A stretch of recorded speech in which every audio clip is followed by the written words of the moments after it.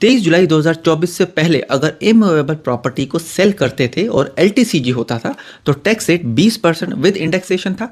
23 जुलाई के बाद अगर प्रॉपर्टी ट्रांसफर होती है तो एलटीसीजी सिर्फ 12.5% लगेगा।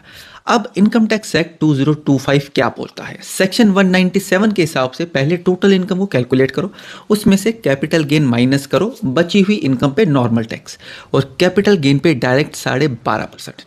अब मान लो जनवरी 2026 में आपने एक प्रॉपर्टी को सेल किया जिसकी सेलिंग प्राइस थी 15 करोड़ रुपए।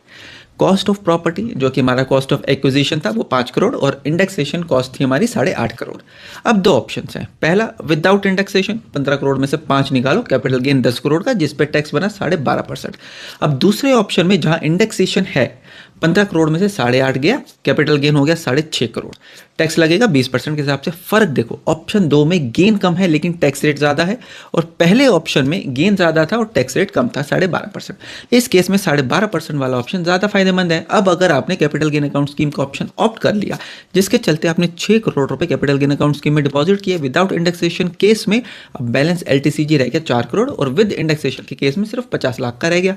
अब सिचुएशन चेंज हो गई, कैपिटल गेन अकाउंट स्कीम के बाद विद इंडेक्सेशन ज्यादा बेनिफिशियल हो जाता है। अब अगर कैपिटल गेन अकाउंट स्कीम 3 साल के बाद मैच्योर हो जाती है तो वो होगी जनवरी 2029 में, जिसका टैक्स ईयर होगा 28-29। अब सबसे कॉमन डाउट है 6 करोड़ पे टैक्स रेट लगेगा कौन सा, 20% या 12.5%?